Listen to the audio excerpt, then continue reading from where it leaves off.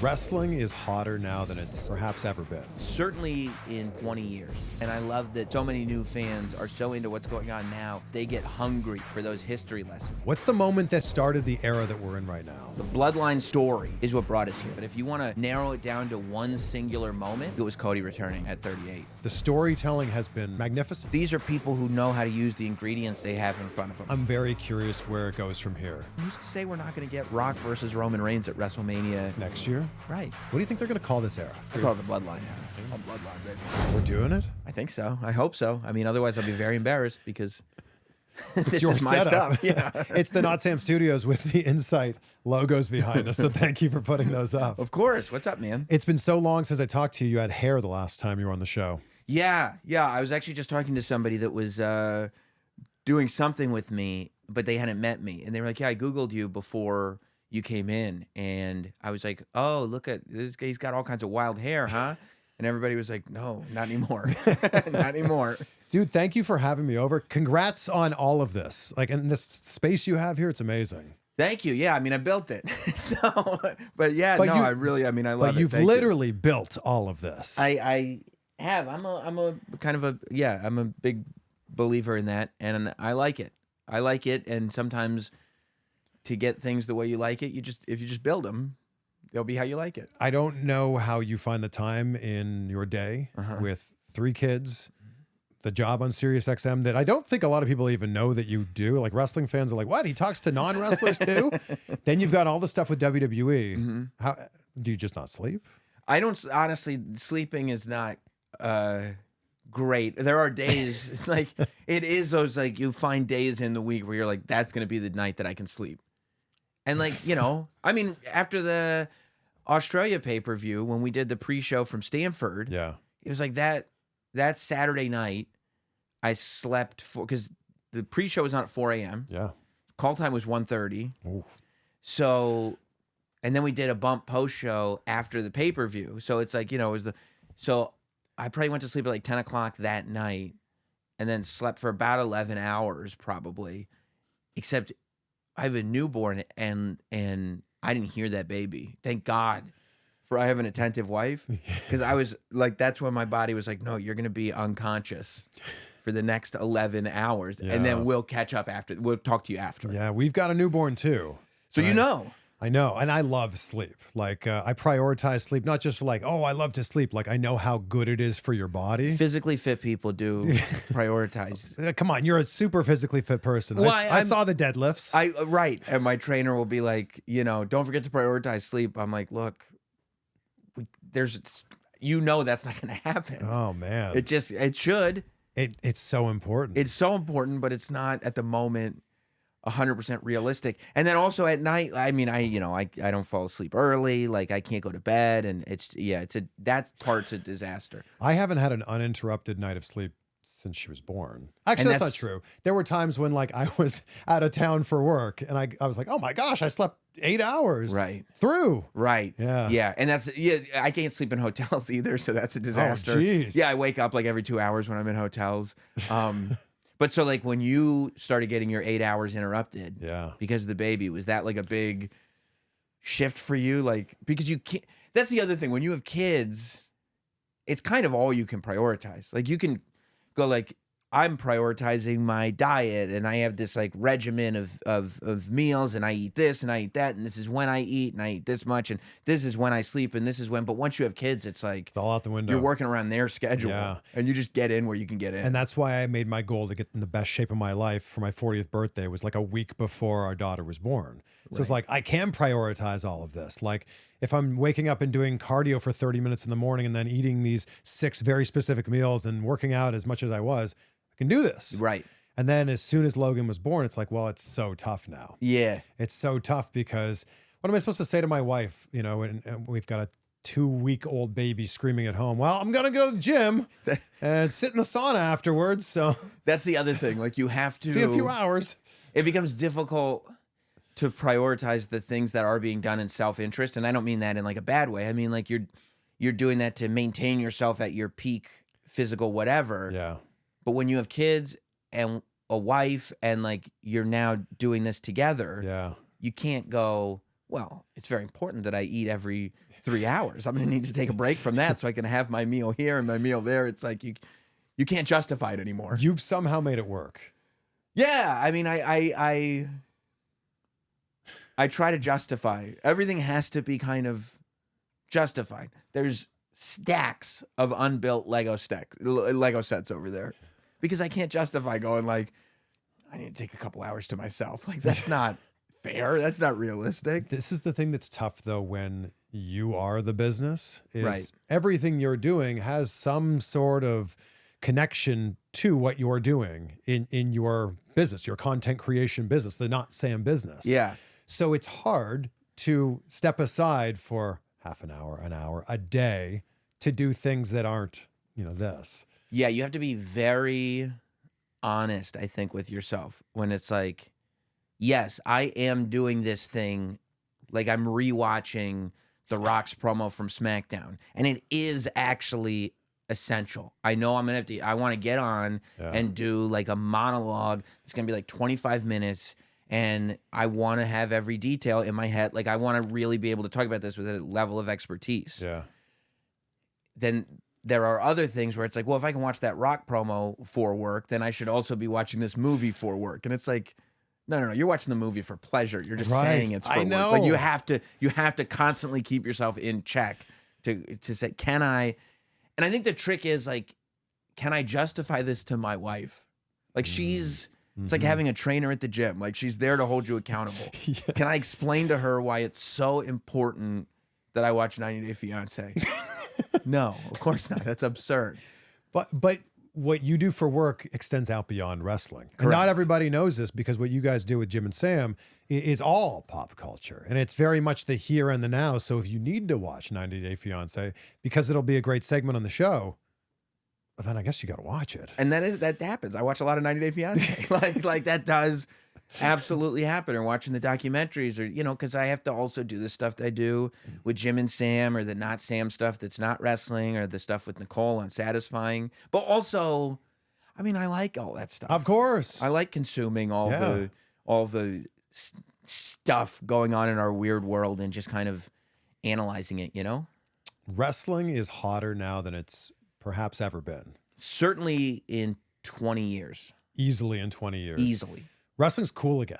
The Rock even said it in that Instagram promo. He's like, wrestling is cool again. I'm like, yes. Yes, but I also like that because The Rock is a heel, like us nerdy wrestling fans can be like, what are you talking about? Wrestling's been cool the whole time. Wrestling was never not cool. What are you talking about?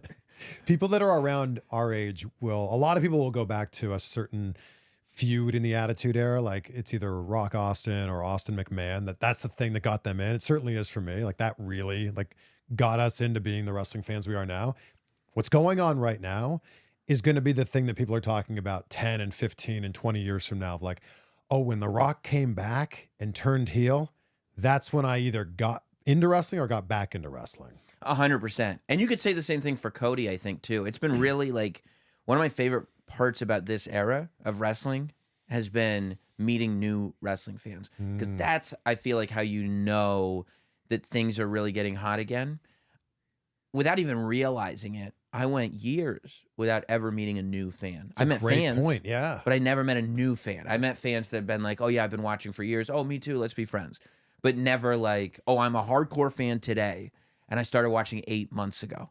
And that's happening all the time now. Even when I'm doing my podcast, like, my podcast is such an inside baseball nerdy, like, you have to be a hardcore wrestling fan to listen to my podcast. And then you have to be an even more hardcore fan to email into the podcast for the email segment. And then I'm getting emails from people that are like, I started watching at Wrestlemania last year. And it's like, that's how you know there's so much going on right now that it's brought people in over months. Yeah.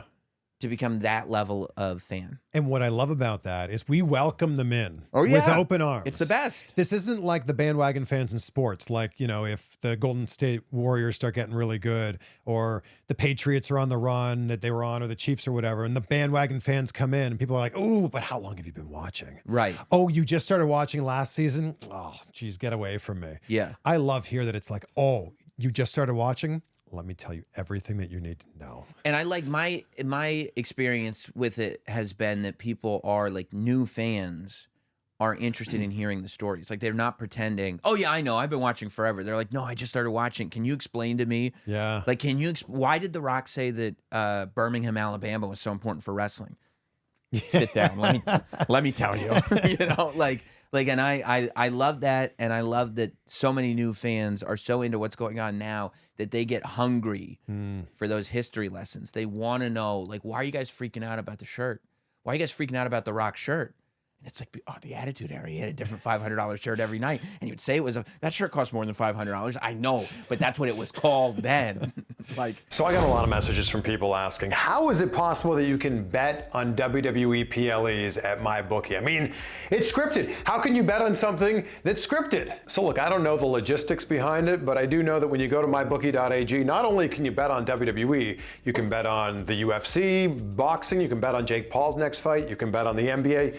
You can bet on everything there. And I do know that when you sign up using the promo code CVV, you'll get a 50% bonus on your first deposit. So put in $100, now you've got $150. Put in $200, now you've got $300. You get the point. So if you're already picking the winners of these WWE events, why not make a little bit of money while you're at it? Use that promo code CVV at MyBookie. It's cool. You know what's so great about The Rock's $500 shirt now? Is I think it signifies what that character is. Like when The Rock came out and he wasn't wearing Under Armour, and The Rock came out and he wasn't promoting Zoa or Terramana or Project Rock, we went, oh, this is not Dwayne Johnson cutting a promo in a wrestling ring. This is The Rock. It's also not Hollywood Rock, which people are like, oh, Hollywood Rock is back. No, Hollywood Rock wore a black leather vest. Yeah, Hollywood Rock, a big belt buckle. Yes, yeah. It was a different deal. It was a different evolution of the character. Yeah. To me, yeah, this is like when Rocky Maivia was a white meat babyface and people started chanting, Rocky sucks, Rocky sucks. The Rock came out and he was The Rock and he was disrespectful to the fans and he spoke in the third person. He started wearing those shirts and he wore sunglasses all the time. And what happened? Like all these years later, The Rock comes out as a white meat babyface to take on Roman Reigns. And what do people start chanting? Rocky sucks, Rocky sucks. And what happens? The exact same thing. This is what happens when you chant Rocky sucks. This is the monster that you create. It's if you really want, the deeper you want to go, the more that's there. Wrestling is cool again. What's the moment now that made it cool? What's the moment that has started the era that we're in right now? I think, because when you look at the Ruthless Aggression era, we all know the exact moment, right? It's John Cena, it's Kurt Angle in the ring, Ruthless Aggression, the slap. That's the moment that started the Ruthless Aggression angle or era. What's the moment that started this era that we're in now? I think the overall angle that is responsible for this era is the Bloodline angle. The Bloodline story is what brought us here, because for so long we were saying, remember long-term storytelling? Remember when they used to tell real stories? Remember what? And they did it and they nailed it. And that's the long-term story. But if you want to narrow it down to one singular moment, I think it was Cody returning at 38. I think when Cody walked out and the AEW music played and he was the American Nightmare and the logo, like this is stuff that I'm getting goosebumps just thinking about it. Like when that logo is in a stadium, and you're like, this is not WWE's Cody Rhodes. This is Cody as we saw him on TNT coming back to WWE as this hero. I think if there's one moment that kicked it into high gear and changed the momentum, that would be the one moment that I would trace it back to. And I think that if we follow that storyline along, that timeline along, Triple H becoming in charge has shifted everything, has shifted the entire momentum. Like I remember Triple H at the press conference last year for WrestleMania. So WrestleMania 39. I remember him saying like, wrestling's hot now. And I went, it is. And hearing him say that, I went, oh, wow. It is hot right now. And it's like in Triple H, we trust. For the last year or so, the storytelling has been magnificent. Like he really hasn't missed. And that's why I've been saying to so many people that have been questioning what's going on here. Is it Rock Roman? Is it going to be some sort of triple threat match? Is it going to be this tag team match they've been teasing? I've just been saying, be patient. Just be patient. Triple H has not let us down yet. I'm sure that day will come, but he hasn't let us down yet. Yeah, that's where let him cook comes from. That's what I mean. Just let him cook, right? And that doesn't mean necessarily don't worry. There's an exact scientific plan here, and they're going to follow it to the letter, and it's going to wow us all. It's just, these are people who know how to use the ingredients that they have in front of them, right? So even if there is a misstep along the way, and who knows if there was or not, that's the beauty of it. We don't know if this was a pivot or if this was the plan all along, because both theories to me make sense. But by the time we get to the destination, it's going to be like, oh yeah, that makes sense. I mean, there were people after WrestleMania 39. Cody loses. Yeah. I'm done. They don't know what they're doing. This is so stupid. Cody's finished. Cody's finished after this. How could you do this? Cody's hotter than he's ever been. And I mean, that to me is what you have to look at. And I do think that the Triple H era and the creative around that regime has, I mean, it's earned the right to be given the benefit of the doubt. Yeah. You know, and you could say before, like, oh, no. They screwed this up, they screwed that up, they screwed this, but this isn't they. Yeah. This is a different they. It's funny that WrestleMania 39 for a lot of people, like I loved WrestleMania 39. Yeah. It's funny that a lot of people disliked the entire show, both nights, Saturday and Sunday, because of the last 3 seconds of the final match. Beautiful. That's wrestling. It's so funny to me. And then if Cody had won, it would have been the best WrestleMania ever. Right. But Cody lost. Oh, WrestleMania 39 sucked. But we got, you know what? We got 2 nights of WrestleMania, and we got Sammy and KO. That was fantastic. Winning in the most beautiful way humanly possible with the PWG references on their gear, beating the Usos, having that moment in the headline match. The tag team championship is in the main event of WrestleMania. All the stars aligned, and there was so much good. You had Rhea and Charlotte, you had Ray and Dom, you had all these great things.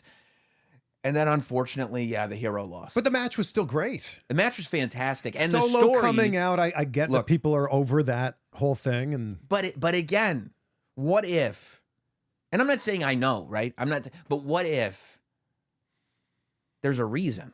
Like, they know that people are tired of Solo interfering. I was at the Royal Rumble going, you got to be kidding me.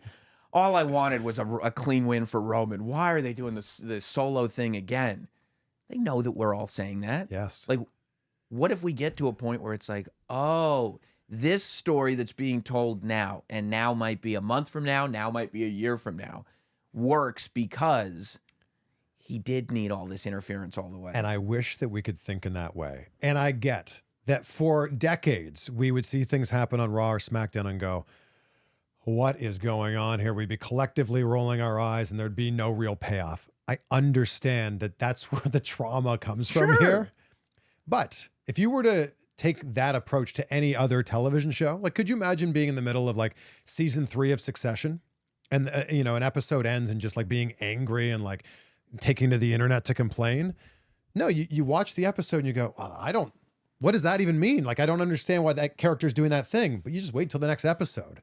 And then you go, oh, that explains why they did this. And then you wait till the next episode. Oh, that unfolds the story even more so. I just wish we could have a little bit more patience. Yeah, I also think that it's very sort of Marvel Avengers Endgame thinking that is happening right now, where it's like, yeah, these are all movies and they're all important, but the payoff is coming 3 movies down the road, right? This isn't the payoff. Like, you might think that this payoff doesn't justify what happened, and it doesn't. But that's because the real payoff happens all the way over here. When that payoff hits, it's going to hit like a sledgehammer. No pun intended, because that's what Triple H likes to use. I'm very curious where it goes from here, because I think that we appreciate John Cena now. Like, John Cena was gone, he came back. Instead of singing John Cena sucks, they're singing the lyrics to his song. Oh my gosh, John Cena's not going to be here forever. Let's appreciate him while he's here.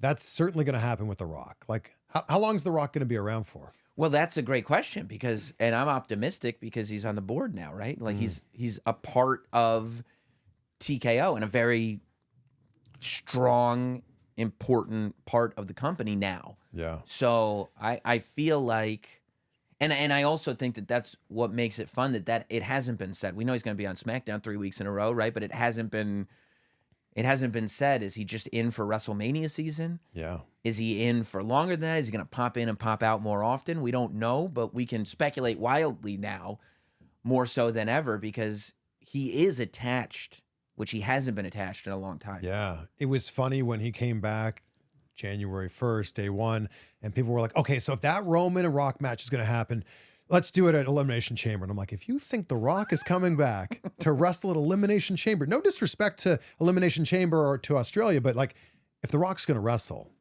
I would have to think it's happening at WrestleMania. Especially if it's going to be Roman. Like, that's a WrestleMania match. There have been all, like, and you can theorize it all kinds of different ways, and I get why you would, because people love Cody, and people want to see Cody finish the story, and that's big, and I'm 100% with it. But, I mean, WrestleMania is always going to be WrestleMania, is always going to be WrestleMania. And if you have the biggest match, because he's right, I mean, it's part of the storyline, but Rock and Roman is, on paper, without the context of everything else, by itself, in a vacuum, the biggest match you could do. Absolutely. If you're wanting to burn some extra calories to help with weight, or if you're looking to detoxify after a night of perhaps overindulging, check out the infrared sauna blanket from Bond Charge. I've been using this for months, and I love how the sauna blanket raises your heart rate while you're just kind of sitting there relaxing. You can burn up to 600 calories in one session. I was saying to my wife, Rachel, like how badly I wanted a sauna because I knew of all the health benefits. Then we looked at the price, and then we went, oh, wow, that infrared sauna blanket from Bond Charge is so much better because you get all the same benefits for a fraction of the price. It actually might be better than a real sauna because it heats up way faster in less than a minute, and then you can just sit there while you're reading or watching TV or doing whatever you want, and the infrared sauna blanket does its thing. Best of all, Bond Charge has lightning fast worldwide shipping for free and a 12-month warranty. You can save 25% this holiday season when you go right there to bondcharge.com/CVV. This deal is hot. See what I did there? It's a sauna blanket, and that's a savings of over $170. And when you go to bondcharge.com/CVV, the code is automatically applied. So take advantage of this deal while it's still going on for the holiday season. That's got to be at WrestleMania. And I understand the backlash because like that match would have made a lot of sense last year. And it sounds like we were really close together. It honestly made sense until Cody Rhodes won the Royal Rumble. But then what do you do, right? Like if they had this planned all along, if we're gonna speculate like that, right? Yeah. If we're gonna use that as our frame of reference, then what do you do at the Rumble? Do you still have Cody or possibly CM Punk, if he didn't get injured, win the Rumble, and then The Rock inserts himself into this? Does The Rock win the Royal Rumble? So what I had was I was like, okay, well, what the move but again, it's like you say what the move should have been. Like what they should have done is, meanwhile, everything's sold out, ratings are up, like everything is the most watched everything. So what they should have done, how about what they should have done is exactly what they're doing. But yeah, I mean, if you wanted to avoid what you've got now, yeah, in my mind, it's like, well, what if Gunther had eliminated Cody, like before even the final five? Wow. Gunther eliminates Cody. Now you've got a whole other story cooking over here, which who knows? We go, we don't go, whatever. And then, yeah, CM Punk wins the Royal Rumble. And then if he's injured, we figure that out later. Like, we'll figure it all out. But I don't know. I mean, what if it's better that we did it this way? Because it is. I mean, I've had 2 emergency podcasts a week. Like, it's pretty awesome. And, I mean, who's to say we're not going to get Rock versus Roman Reigns at WrestleMania next year? Right. Who's to say? It doesn't sound like it's going to happen this year. And I also, and it's part of a bigger discussion of like what was planned and what was not planned, what was a pivot, was there any pivot? But I don't think that they were going to have Cody win the Rumble to then have Rock just come in and make this match with Roman without them realizing there'd be some sort of backlash. That's a big thing for me. Like, and I think even WWE realizes like, well, yeah, we can't just put The Rock in here without explaining this other thing on the side. Yeah. And when Cody pointed at Roman at the Royal Rumble. When he won the Royal Rumble, he pointed at Roman. Yes. And it was like that's the difference. Like it's not, oh, well, you said you wanted Rock versus Roman. Now you don't want Rock versus Roman. Well, yeah, we do want Rock versus Roman, but there's an investment made into Cody by fans. Yeah. And he pointed at Roman Reigns. You told us this is happening. How can you now tell us this is not happening? Yeah. Which, to your point, is why like there's no way you don't understand that there's going to be backlash from that. What is important to point out is Rock versus Roman was never announced. ever. Ever. It was teased heavily, but it's not like it was ever like on a marquee, The Rock versus Roman Reigns, you know, the Bloodline feud. That was never announced. It was heavily teased, but people are making it sound like that match was like written in stone, and now they're trying to pick up the pieces and put things back together. I don't know. That didn't happen. They didn't even have a graphic. That's my thing. The graphic. The graphic. I'm all about the graphic. When you show me a graphic, it's for real. And they never had a Rock versus Roman Reigns graphic for WrestleMania. Yeah. The second the press conference was over, which was great, but the second the press conference was over, there was a Roman Reigns versus Cody Rhodes graphic. I said, okay, that's a match. Yeah. Right? I saw a stare down between The Rock and Roman Reigns. I saw Cody leave the ring. Yeah. Looking not happy. Yeah. No graphic. No graphic. This tag team match, the challenge has been made. I think the tag team match is happening. Yeah. I've thought it was happening a week ago. Like going into the Elimination Chamber, I said, you know what? I think the tag team match is the way to go. But as of this recording, no graphic. Why did Cody say he wanted The Rock 1-on-1, and then this is going to morph into 2-on-2? Well, because I was watching this going like, this is what The Rock is like at the negotiation table. This is what The Rock is like when he's talking to like Netflix, when he's talking to like Hollywood big shots. They go, this is what we want to do. And The Rock goes, absolutely not. But we could do, all right, Rock, we'll do it your way. You know, I think that's what we got a taste of. I think the thing that will define this era is the fact that storylines can unfold in places other than Raw and SmackDown and Dynamite and Collision.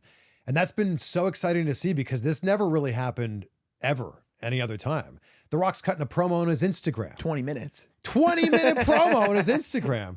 Then the press conference in Las Vegas that was watched, you know, more people watched that than they watched an episode of Raw or SmackDown. That to me shows that the era we're in right now has never happened before. I would agree with that. I say that this era, and I talk about it all the time, rule number 3, there's 3 rules on Not Sam Wrestling.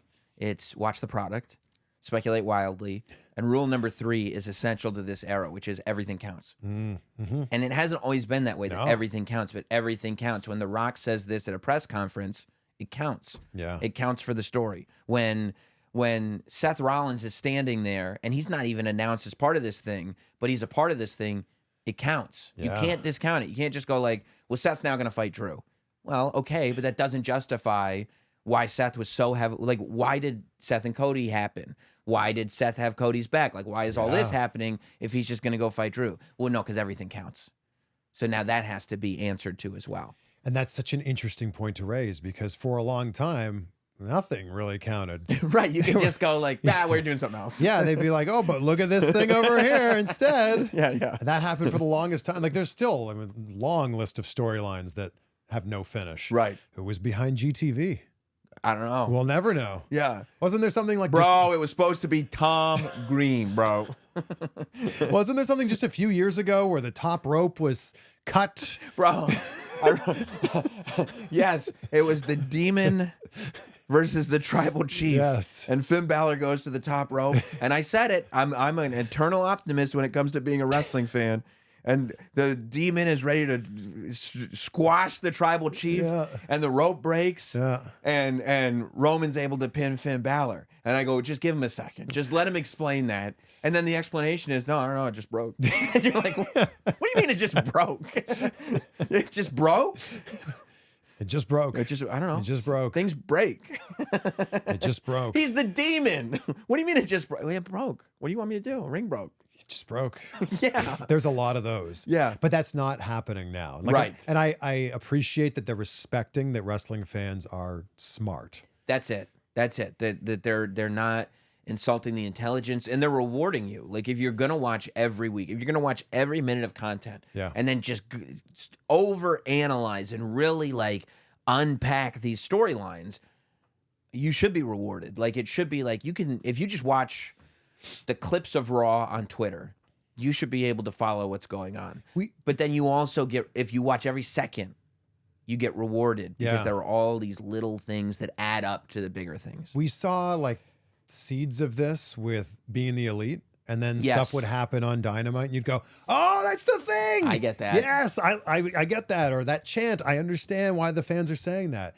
So this has been around for a handful of years, and the fact that it's now being done across the board, it's like, okay, what do you think they're going to call this era? I mean, that's a good question. They might, honestly, they might just call it the Triple H era. That's the change, right? That's what everybody. If he's in charge for 30 years, I call it the Bloodline era.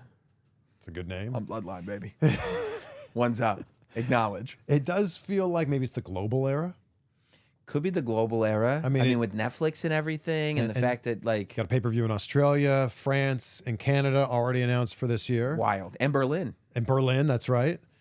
Yeah. Could be. I mean, yeah. I try not to contextualize what's going on now in a historical context as it's happening. Like, just let it happen. Yes. Because I also feel like the Ruthless Aggression era was kind of named as it was happening. And I think that was to like soften the blow of the fact that the Attitude Era was over. Yeah. Because that was tough for all of us, right? The Attitude Era was like so fun. And when you realize it's over, it's like, okay, we got to soften this blow and really like put a heavy hand down and say, this is what this era is. I think right now, we can just let this be, because it just keeps getting bigger and keeps growing, and it's just becoming a monster. And I think it's going to take some years to look back and really contextualize, like, oh my God, what was that we just saw? I love that we can sit here and appreciate it as it's happening. Well, because we've seen so much of it. You and like people like us who've then like seen it over the years can go like, no, like we can recognize immediately there's something very special happening here. Yeah, and it's hard to take a step back and appreciate something as it's happening, because just as humans in general, not just wrestling fans, but humans in general, we love living in the world of nostalgia of like, oh, it's not as good as this. Yeah. Oh, number 2 of this movie is not as good as number 1. We love doing that. And we also love looking ahead to, well, what does this mean? I love to just be able to sit back a little bit and go, let me just see. Yeah. Let me just appreciate this as it's happening. And that's all the way down the card. And I'm not just talking about WWE. It's in AEW and it's in TNA. I'm like, let me just see all of this. Let me just appreciate this as it's happening. Right. Yeah. When TNA does a pay-per-view and the brand is back, I'm like, that rules. I was there. And you can, exactly. And you can, and when Nick Nemeth shows up and it's just this moment and you're like, that's awesome. You don't need to go, yeah, but are they going to be able to capitalize on it? What are we going to do from here? What is the difference between TNA and Impact? I don't know, but what do you feel right now? This is cool. It's cool to see. Like Sting coming down from the rafters. That's awesome. Yeah. On his last Dynamite, one more time Sting comes down from the ceiling. Yeah. That rules. Yeah. You know, and it's like, you're right. I mean, those are the moments where you're just like, that's the point of being a fan, where you could just go like, that's awesome. And you know what else is cool? 2 days later, The Rock is going to be on SmackDown, and I know I got more amazing stuff just happening. We're getting hit with it multiple times a week. Nostalgia is a hell of a drug. It is. And I get that. And I get that a lot of what we're appreciating now, we love so much because there's a hint of nostalgia there. But the comparisons, like, I don't know if they're fair. You know, like, no, well, you can't. It's apples to oranges, and I really like to. It's apples to zebras, as my wife would say. That's it. Well, she's a smart lady. She is. She's a smart lady. But like, yeah, I liked. We were at the Cody documentary premiere. Yeah, and I got to talk to him right after, and like, I was watching it, going, man, it's so cool that this guy who grew up with his dad in the business, who grew up a fan, like he's a fan of wrestling, gets to have this documentary made about him and Ric Flair and Hulk Hogan and The Undertaker and all these legends are talking about him in this glowing way. And it was one of like, there are a few answers that kind of stick with me. And this was one of them when I was like, how cool was that? Like, cause I'm just thinking, oh man, as a fan myself, that must be so cool. And Cody was like, well, I mean, it's cool, but also they should be talking like we can't live in this nostalgia where those are the people at the top of the mountain and we're just down here. It's like with all due respect, I'm the top guy now. They should be talking about me like that. And I'm like, that's it. Wow. Like, that's the attitude. That's the attitude to have. Because you're right. Yeah. They should be. Like those, that's the way this business moves forward. That the legends, like the legends before them should be like, I don't know about all these kids, but man, that Undertaker has something. Man, I don't know. Hogan, he's got something. He's moving it differently. Those guys should be looking at Cody and being like, yeah, it's there. I always love when someone is not humble. Like I get the appearance of that, like, oh man, I'm just doing my best job. But I love when someone can just step outside and like not be humble for a second and just speak realistically to what they're actually living and experiencing. And I just think that it's so true. Like Cody is one of the biggest stars right now. And we can say that, but for him to say that, think about it. I mean, what did I tell you the moment was that made this era this era? It was Cody coming back. And like WWE is selling out arena after arena. And part of that is because of Roman Reigns. And part of that are these SmackDowns is because of The Rock. Part of that is because those people are bringing this general interest back. Part of that is because John Cena came back for, you know, a 3-month chunk of time, which was huge and reinvigorated interest in the product. Yeah. But day to day, yeah, who's headlining all those shows? It's Cody. And he's doing so much that I think goes unseen too. Like, correct. I think we see a 20-second clip of him signing autographs or signing the weight belts backstage or posing with fans, but he's doing that at every show. How about this one? You'll love this. I was in Stamford watching SmackDown, right? And we do SmackDown Lowdown right after SmackDown. It's a half-hour show. What we watch is a truck feed of the show. So we're not watching on Fox. We're watching. I mean, it's the same. It's Sure. live, but it's you know, whatever. We taped the whole show, and we came back into the room to just grab our stuff and go home. And on the truck feed, Cody was still around the ring signing things for everybody in the front row. Wow. He's still there as the ring crew is just sitting there like, can we take this ring apart yet? I love that. But he's there like putting in the hours, and that's why it's one of the reasons why people are interested. I mean, when was the last time that you recall that good guys got cheered, bad guys got booed, and adults and children were cheering for the same person?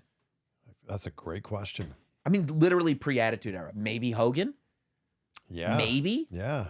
And that's not even, by the time 92 rolled around, adults started booing Hogan. Yeah. So you'd have to go back to maybe 1990 as the last time that there was a babyface that adults and children equally universally cheered. Mm.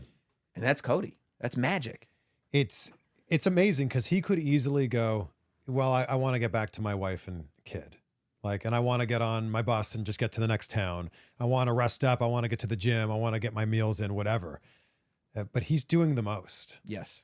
And I don't know how much longer he can keep this pace up, but I love that he's doing it right now. Yeah. I mean, I don't think that he has any dreams of stopping anytime soon. He's and when 38? yeah, think, right? something like that. Yeah. But when you look at, and when they post the schedules, it's him and Seth. Yeah. Him and Rollins are the ones that, Yeah. like, when you go on Instagram and you see the graphics and they're like, here are the dates that I'm doing. It's like, you're like, that's 1 month. You're looking at this line of dates. Yeah. That's 1 month because that's who it is. I mean, Cody, and there's a lot of guys that are on, you know, a lot of shows. But when you talk about top guys that are on every show, Yeah. Seth, Yeah. Cody, Yeah. and then on the other, you know, on the villain side, McIntyre, Yeah. Shinsuke, Yeah. you know? I love that your show has pivoted. Like, it was very much like mine for a long time, where it's like, we're going to interview guests, but with wrestling being so hot now, where's the siren? Where is it? Right here. Oh, there it By the way, is. people don't know. It's a button. Hey, This doesn't make the sound. holla if you hear me. People really listen, and they go like, "Doesn't the sound wake up your wife and kids?" I go, "It's through the headphones. Like, it's not actually loud. It's the magic of radio." You've done something so smart. Like, you're talking about the here and the now. I've always been so worried to talk about things that are happening now because I want my episodes to be evergreen-ish. Sure. You can, if you can listen to this episode in 6 months or a year and it'll still make sense what we're talking about. But when you're talking about something that just happened on SmackDown, you've got a very short window. Yes. You're kind of like the show that comes on after the home team's NFL game. Right. You know, like the Giants won, the Browns lost, whatever it happens to be. And when it hits, it hits. Yep. And when it doesn't, it doesn't. But it's like radio. I mean, no problem. I'm doing another show in 2 days. But the difference between radio is, well, at least traditional radio is it happens here and now and it's gone. It's gone forever. Yeah. And that was actually one of the things I loved about radio when I started my broadcasting career. Yeah. Is like, it's if you make a mistake, who cares? You've got your next talk break to fix it. Move forward. Yeah. Whereas the podcast world, this will live on forever. It does live on forever. And comments, you know, people find old. Oh, and people will be like, remember when you said this thing? Like, remember when you said The Rock would never turn heel? Yeah, I believed it that day. Yeah. That's the day that I said it. And that's, people are, the internet. Yeah. I'm not, like, this isn't the news. I'm not responsible for, I believed it the day that I said it. That aged like milk, Sam. Cool, man. Well, luckily you just comment on things. There's no years and years of tape of you and what. Imagine what you were saying. If you're criticizing what I was saying back then, imagine what you were saying back then. It's exciting though, and I'm sure those episodes do really well for you. It's fun. It's super fun. I love it because I mean, I love it. It's a fun thing to do. You know, coming home from my youngest was born on the same day as the WrestleMania press conference. Wow. Yeah, it was the day he was born at 2 o'clock in the afternoon. And then I was at the hospital and everything, of course, with my wife and everything. And I was coming home to sleep here with the kids so that I woke up with them and everything and that everybody was comfortable. But so there was this period of time where it's like, okay, like I'm not at the hospital with my wife. I'm home with the kids, but they're asleep. I got a lot on my mind about this press conference. Let me go downstairs and ring the siren.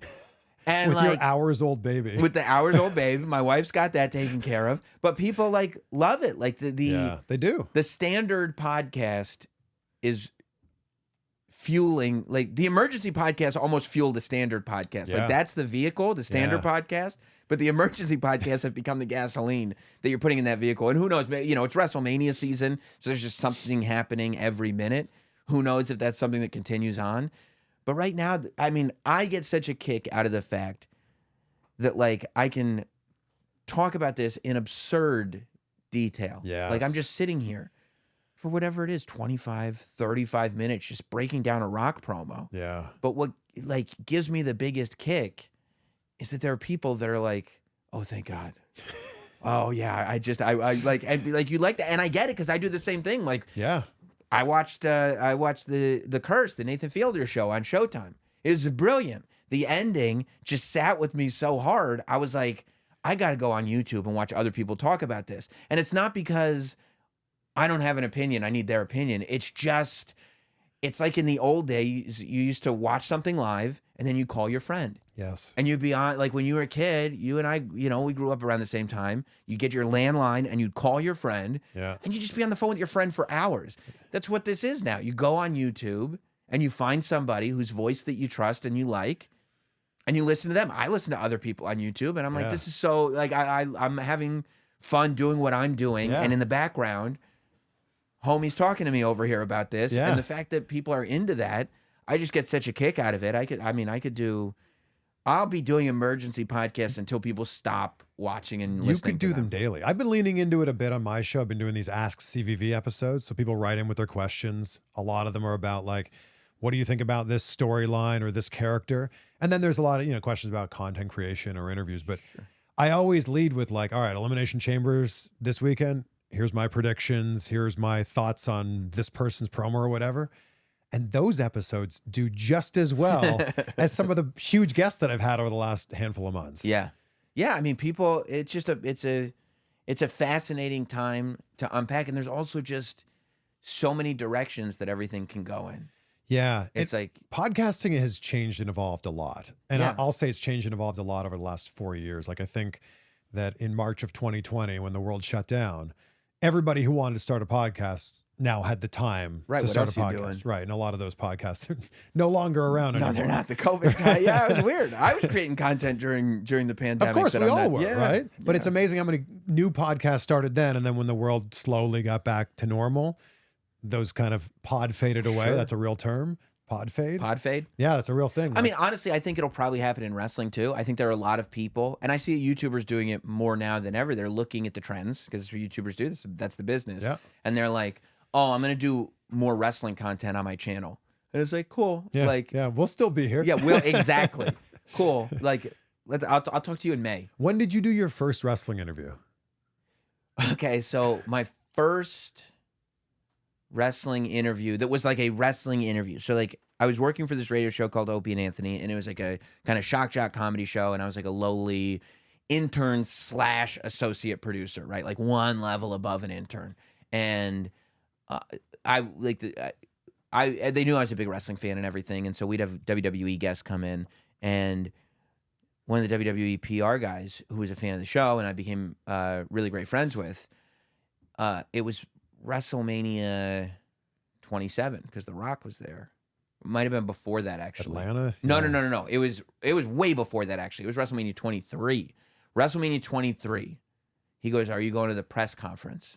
I go, "It's not open to fans, so otherwise I'd love to." And he goes, "Right." I go, "Right." He goes, "It's for the media." I go, "Yeah." He goes, "Which you are." I go, "Huh?" He goes, "You can go to the press conference. You work in media." I go, "Really?" He goes, "Yeah, obviously. That's who goes." I go, oh, okay. And then I never even thought of it. I went to the press conference. And so like I started going to stuff like that and getting content for the purpose of rebroadcasting on their radio show. Yeah. And then sometimes it'd be like, I don't know what I'm going to do here that fits into their radio show. Or I get a little bit for their radio show and also go, I just want to talk to these wrestlers about wrestling. Like, I'm just a fan. So like I did it. And I was also started asking people, what's the haps? And then I put it up. I got a couple clips for them, but put up, it was probably the WrestleMania 24 press conference was the first time that I really did like almost like a medley of interviews that I put up on my YouTube channel, which back then YouTube channels were really just like an unorganized toy box where you would just upload clips. Yeah. You know what I mean? There was no rhyme or reason. You remember? A dumping ground. Right. Yeah. Right. Like, you wouldn't. I kind of used it as like a virtual like drive. Right. Like, man, that's a big file to save on my computer. Do I really need this interview on my computer? Well, let's throw it up here and I'll always have it. Right. You didn't realize. So yeah, that was one of the early ones that I put up. And slowly but surely, an audience started to like find it, and there was very little. It was like me and Peter Rosenberg, and that was it. Yeah. Very little wrestling content going up on YouTube, especially interviews. And I was like, oh, like when I do this stuff, I can get clips for the radio show, but also put stuff on my YouTube channel where just a wrestling audience will find it. And then it was like, oh, there are wrestlers in town. I can interview this wrestler and just upload the whole interview onto my YouTube channel. Yeah. That slowly, and it just built and built and built. The only from there. people doing wrestling interviews, and then we're going back 2010, 11, around then, was you, Peter Rosenberg, and me.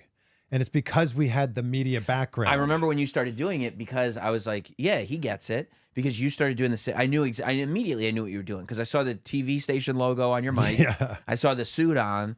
I was like, yeah, he's doing the same thing, except like where I was getting in from the radio show and then just doing wrestling interviews, you were getting in from the TV gig. Yeah. And then you're just like, well, what if I just talk to this guy about wrestling and put it on my YouTube channel? And that's like, it. yeah, Like, that's the way. You get them in the door because Raw's in town and they're promoting. And I'll put the clip on the news. Of course. Yeah. Yeah.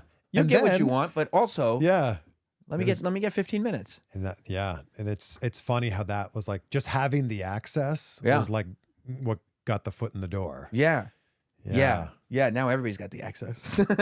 It's funny. Which is good though. I I mean, love that. I like that more people have the opportunity to do it, and that the digital landscape has kind of taken away the gatekeepers and stuff like that. I think it's a good thing. I love it because it used to be if you didn't work for CBS, NBC, Fox, ABC, or something like that, you just didn't get in. Which is ridiculous because there's a lot of talented people in this field that weren't, that didn't have a day job working for a network. Like that's not right. So I like that YouTube has become its own platform. Like you don't have to go like, well, this is the market, but also we're going to put it on YouTube. It's just like, no, I just have a YouTube channel. Yeah. We're like, oh, that's valuable. The best thing about YouTube is anybody can do it.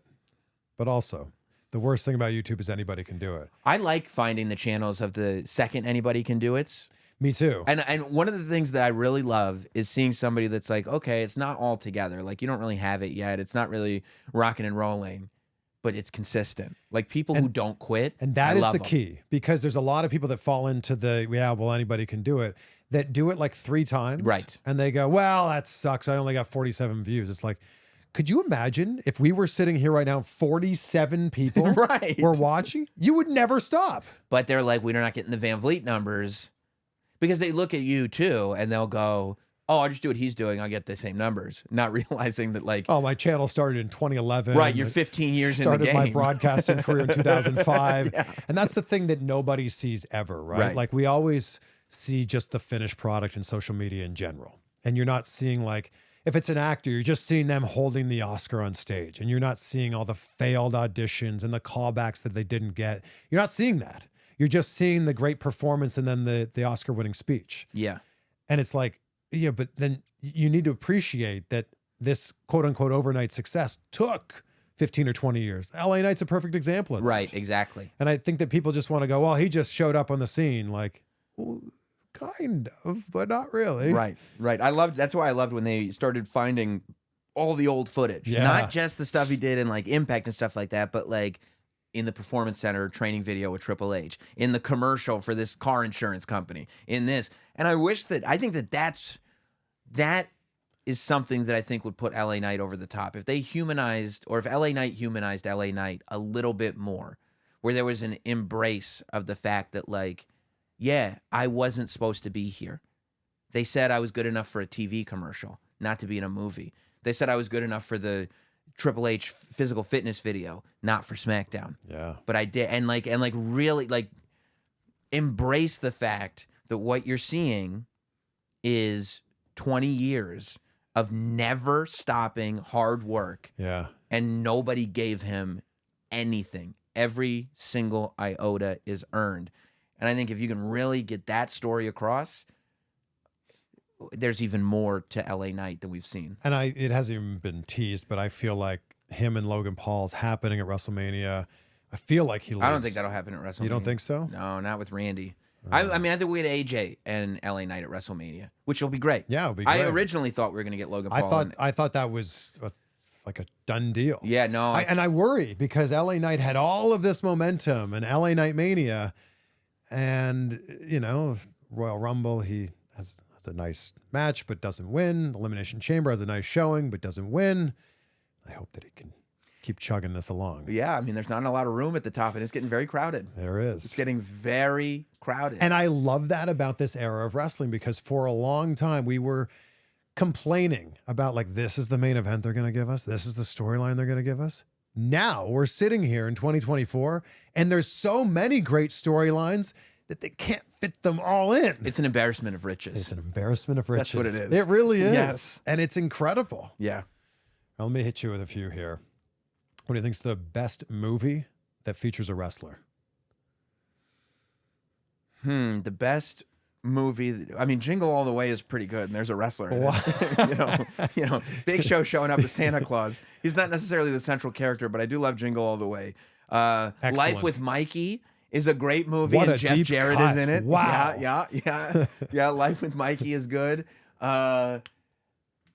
I mean, The Wrestler is a very good movie, and Necro Butcher's in it, as is The Blue Meanie. As is Ron Killings. As is, yes, Yeah, R-Truth is in it. Yeah. Yes. But he wasn't R-Truth in it, right? He was Ron Killings. Yeah. It was indie. Yeah, it was it is in That between movie's time. fantastic. That was great. Yeah, I'm sure. Hey, Knock at the Cabin was great. That was really good. Batista's amazing. He has some real depth to his performance there. Yeah. What's the best Rock movie? The best Rock movie, man. I mean, there's some. First of all, I love Fast and Furious. So, any of Fast Five. Fast Five reinvigorated. You know what? Fast Five might be it, because I was gonna say San Andreas. I love San Andreas. I love San Andreas. Wow. I just love, like, hit me with all of it. Like, go way over the top. I love San Andreas. But Fast Five was so good because I think that's the movie where The Rock went from like, oh, I'm trying to fit this Hollywood mold to no. What if we made Hollywood fit The Rock? And that was the click that turned him into the biggest movie star in the world. And it also was what that franchise needed. Fast and the Furious was on shaky ground. You know, Tokyo Drift did what Tokyo Drift did. They tried to reinvent the wheel with Fast and Furious instead of the Fast and Furious. That was the fourth one. Fast Five was when they were like, what if they were just like insane superheroes doing stuff that could never ever happen, but it looked cool to watch? All right, let's try it and let's bring The Rock in. And you've got one of the best action movies ever. That movie made The Rock what he is now. Absolutely. And he made Fast and Furious what it is now. It's true. Fast Five rules. Fast Five is the answer. What an answer. I mean, I think that if you're going to go to just pure script, storyline, performance, it's got to be like that the early era. Like, I think the Rundown's just fantastic. You know what? Pain and Gain is really good. Pain and Gain's very... Rundown and Walking Tall is like such a great era. Walking Tall, probably. That's my pick. Yeah, I mean, yeah, but I have a prejudice against slim down Rock. I do not like when The Rock slimmed down. I understand. At all. I like when The Rock... That's why I love Pain and Gain. Because Pain and Gain, he got massive to be a bodybuilder. Yeah. And he just never lost the weight. Yeah. Like, you know what I mean? Like, you hear like the stories about like De Niro and Christian Bale who like, well, I gained a whole bunch of weight for this role and then lost a weight for this role and did this for that role. Rock like gained insane amounts of muscle for that role and then was like, wait, what if we just leave it and just be that guy? And I love that guy. When you think of like, and I think a lot of people forget like the movies he was making in 08, 09, 2010, and then the movies he made when it was Fast and Furious, G.I. Joe 2, Pain and Gain, and then like everything changed from there. But like it was Race to Witch Mountain, and it was The Game Plan and Tooth Fairy.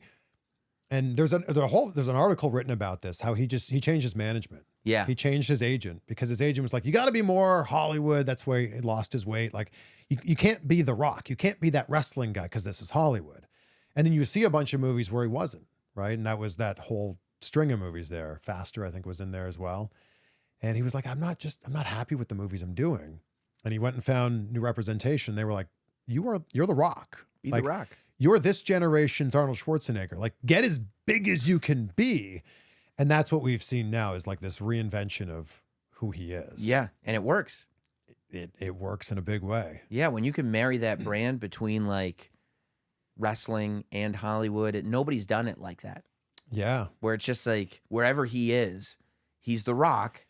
And the industries revolve around that. Although we've been seeing recently that there is a distinct difference between Dwayne Johnson and The Rock. I love The Rock. It's hard to. I mean, Dwayne Johnson seems like a great guy. I love The Rock. Is The Rock gonna like make Raw or SmackDown become TV 14 again? Well, he's not going to give him much of a choice.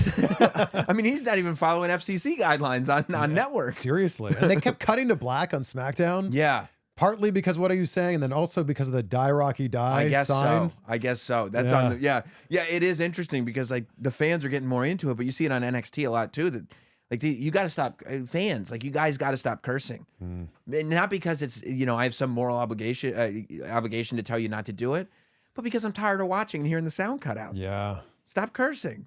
I want to watch a show. So what do we do? Like The Rock's that. Well, The Rock's gonna do whatever The Rock's gonna do. That's what I'm saying. Like The Rock saying F Cody's story. So good. It's so good. Right. No, yeah, I have to retell The Rock's promos to my son. I can't let him watch them. Oh my gosh. Yeah, but it's what makes it good. But this is going to go back to like late 90s where you have kids running around the playground saying suck it. I was one of them. Me too. Yeah. I turned out great. So, well, maybe that's the way to go. No, I don't know. I mean, look, I think that it's a good juxtaposition because what's interesting is in the Attitude Era, you had a guy like Kurt Angle come out, just integrity, all about integrity. It made him the biggest heel in the business. Yeah. Drink your milk, be polite. Boo, we hate you. We've got The Rock who's cursing up a blue streak. and we're all having fun, but he's clearly a heel. And going back to Cody Rhodes, he's as white meat as you're going to get. Like, he is a cartoon character superhero. Like, he is that guy. He's Superman. Actually, John Cena's probably Superman. He might be Batman because there's a little edge to him. But he's still, like, safe for the kids, and we love him for it. Yeah. That's what makes this unique. There's some weird, like, crossroads, no pun intended, I like it, though, that we found. I heard on your podcast recently, you were like, Cody Rhodes is Batman. Yes. Then we've got Seth Rollins is then his Joker. Yes. You had a whole line of people. Yeah, that's what, like, for me, John Cena is Superman because, like, he is. I mean, and he self-admitted, like he said that in a recent interview. But take the good with the bad on that. Like, we love Superman, but also he's kind of annoying because he never loses, and he sets that, like, there's no flaw.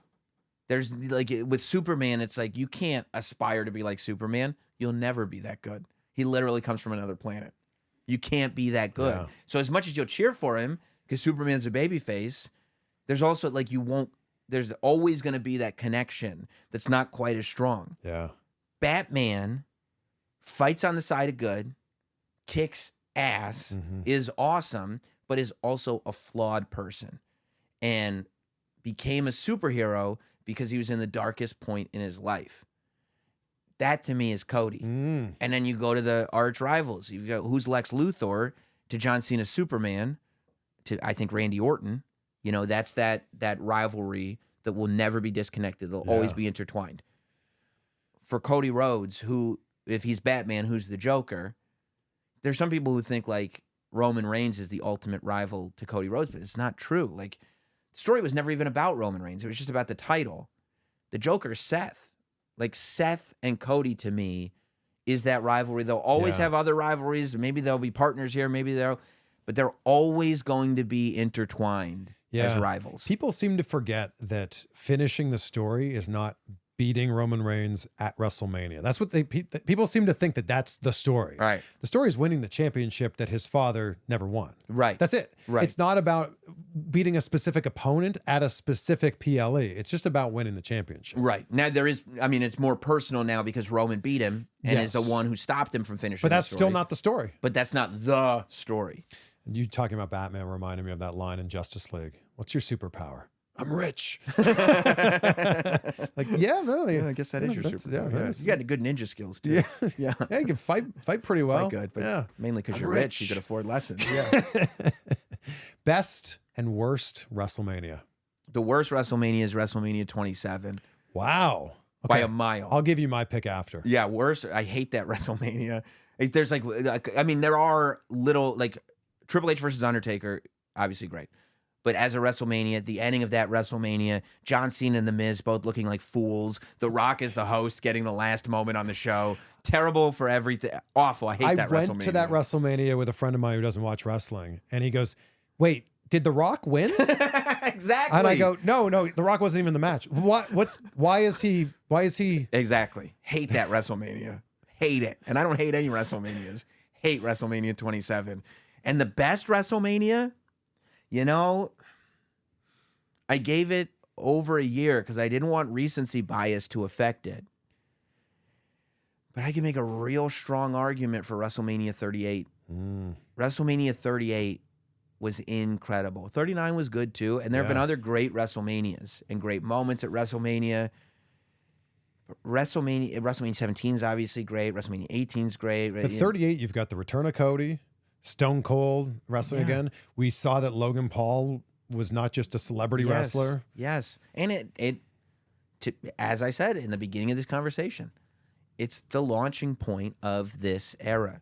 You can trace everything back to that WrestleMania. It is the beginning. It's Roman Reigns' bloodline story really becoming this reign of terror where he's holding everything hostage. It's everything. Yeah, so I think right now, as you asked me today, in case anybody's going back a year, 2 years, 3 years, WrestleMania 27, that's never going to change. That's the worst. It sucks. But WrestleMania 38 is probably my favorite today. It's hard to argue against that. Yeah. I'll give you my worst, WrestleMania 36, because there's really nothing from the pandemic era that you would ever go back and want to rewatch. And I get that the Firefly Funhouse match was great. So good.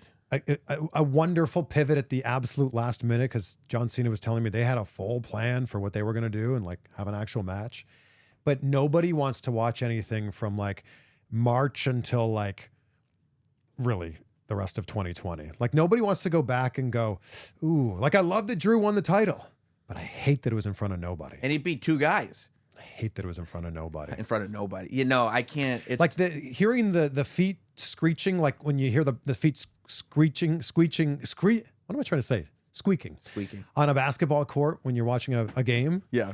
When you hear them thumping in the ring with nothing else. The weird echo of the commentators, because you can hear them on the mic, but also in the room. Before they were piping in the fan noise, before they had the fans on the screen, which I still thought was very weird. And they were even doing hard cam to nothing. Oh, it was before they hit the hard cam on the entryway. Let's show everybody that there's no one here. Yeah. Yeah, I think that's, look, and I get it. They had a few days to pivot and figure that out. And that's no fault of the WWE's, but no one is going back to anything during the pandemic era of wrestling and going, can't wait to rewatch that thing. And it's really interesting because that WrestleMania 36 could have been the greatest WrestleMania of all time when you think about it. I mean, Drew was never hotter going into that WrestleMania. Everybody was so ready for Drew to have his heroic moment. Edge versus Randy, last man standing, would have been incredible. That was the greatest match ever. No.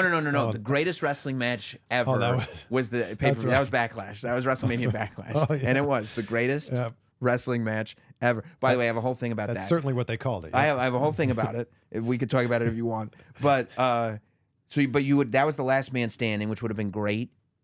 It was John Cena versus Bray, obviously. Kevin Owens versus Seth. And we would have had the finale of the Otis Ziggler Mandy story. And that's another thing that people forget. Like, if Otis and Mandy Rose had made out in front of a stadium full of people, it would have been, maybe save for Drew winning the title, maybe not, the biggest pop of WrestleMania. It would have been a forever. Otis and Mandy would have gotten a forever WrestleMania moment had that happened. That, on paper, if you put that in a stadium based on how good the 2020 Royal Rumble was, 36 would have been one of the best. And it's almost like we needed to have that whole era with no fans there to appreciate how amazing it was when everything came back and we had full arenas, not like, I'm sure you were there too, WrestleMania 37, sitting next to cardboard cutouts was a little strange. I was not at 37. Oh, it was very strange because I was with my friends that I went with, but I was surrounded by cardboard cutouts, which looked great on the wide shot. But it's just weird. It's almost like John Cena going away. Like you don't know what you've got until it's gone. And maybe that's one of the reasons why 38 is so good.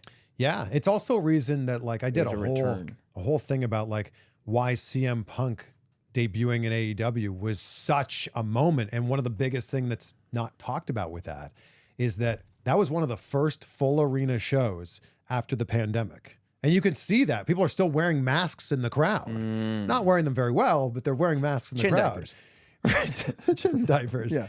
But it was almost like we had all of this pent up like aggression and anger and excitement that we wanted to get out. And here we are now. And the show starts and it's Cult of Personality. It's like, I want to get all this out. Yeah. And we're getting the thing that we want. Yes. And like, had that happened a year before, obviously, it would not have been.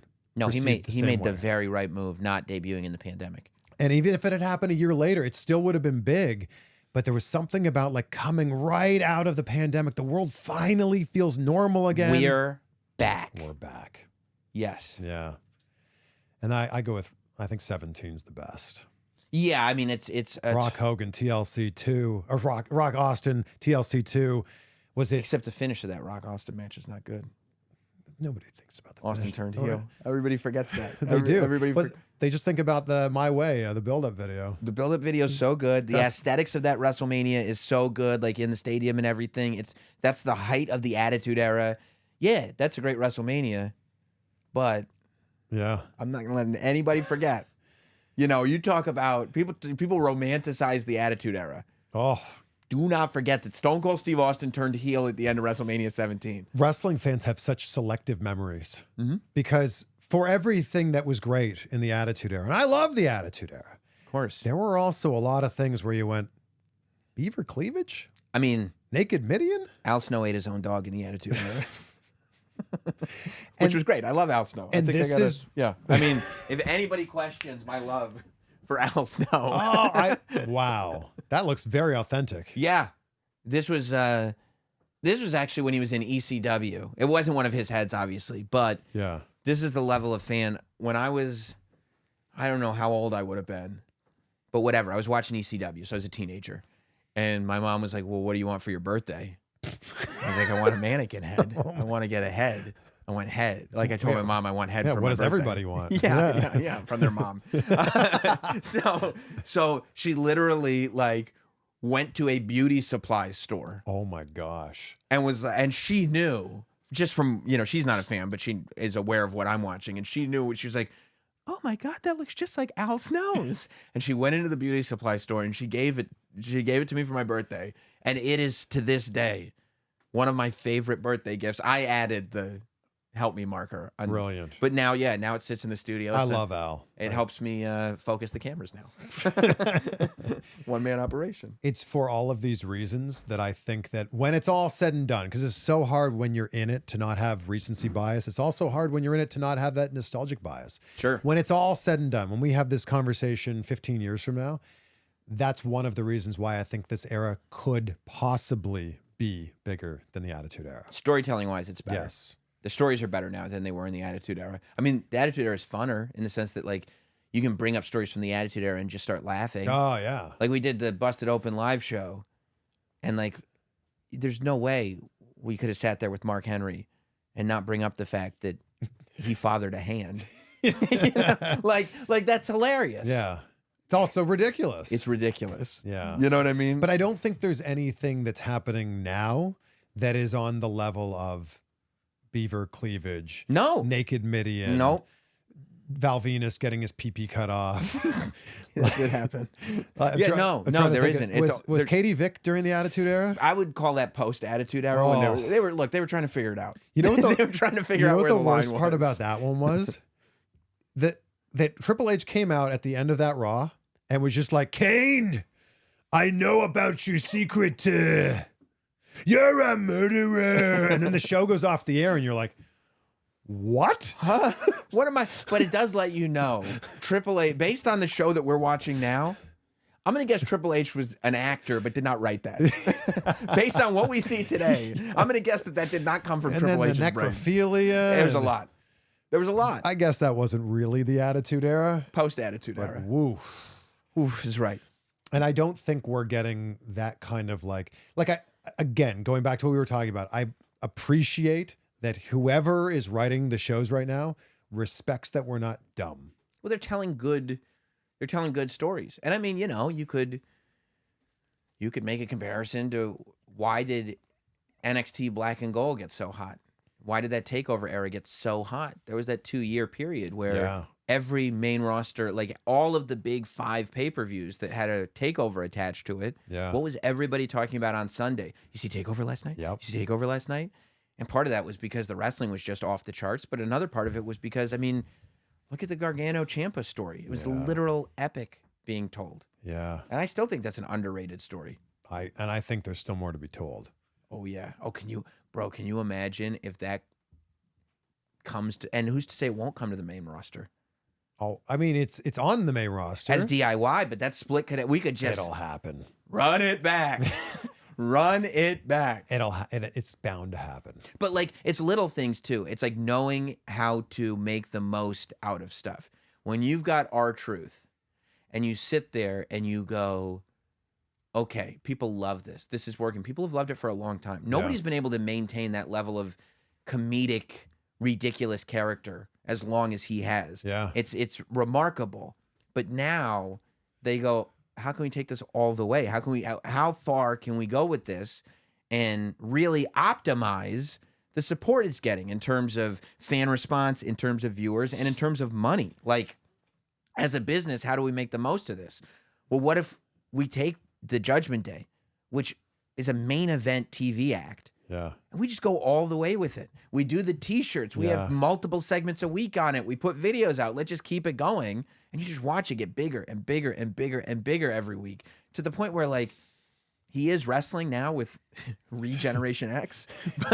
But like, Truth doesn't even have to wrestle, and he's one of the biggest stars in the company. And he can do this for 20 more years. He better. I like that WWE was trying to tell us he's been in WWE since 2002. It's like, well, I don't think so. He grew up watching John Cena. And he didn't go to TNA? No. That been here the whole time. The whole time. He's been here the whole time. Sorry, I don't know what you're talking about. I feel like we could talk all day. Absolutely. Thank you so much for having me. We didn't do this last time, so I can't wait to do it now. I end every episode asking, what are 3 things you're grateful for? So, not Sam. What are 3 things you're grateful for? I'm grateful for my family, my incredibly supportive family, whether it's my wife, my 3 kids, the fact that I still have both my parents that are, I mean, that is the number one. I'm thankful for my health, you know, and the fact that I'm able to maintain this absurd schedule and live out all these little aspects of my dreams that are unbelievable. And I'm thankful for my tribal chief, Roman Reigns. That's really the 3rd thing I'm grateful for is my tribal chief. So it's it's my family, my health, and your tribal chief. My tribal chief, Roman Reigns. Do you think this is an L The Rock's putting up, or a gun? Everyone keeps calling it an L. Why is it not a gun? What is the possibility that The Rock just did it by accident? Well, then he didn't do it the next week by accident. But then because he did it and he went like this. Yeah, he was like, ooh. That's what I'm saying. Like, people are like, oh, he slowly pulled the trigger. Or he realized his thumb was out again. Like, that's also a possibility. There's right? a very quick, it's a still frame now, but of Paul Heyman looking over at The Rock like he's either looking at him like, or is he looking at Roman Reigns for interrupting The Rock? That's the other thing. People are like, oh, look at the body language here. I'm like, but is that a camera angle? Yeah. Oh, look, Roman's pointing at, or Rock's pointing at Roman. And I'm like, yeah, but that's a diagonal angle. He could be pointing into the audience. What I will say to all of this is this would be like trying to dissect a movie when you're halfway through. Just That's wait. right. Let's just wait. That's right. You know? We've all been with that person. Yeah. Who's in the theater going, oh, why do you think he did that? And you're like, just wait. We're going to find out. We'll talk when we leave the movie. We paid for the ticket. Yeah. Yeah. That's the message to leave it on. Let's talk when we leave the movie. Let's talk when we leave the movie. Thank you, sir. Thank you, man.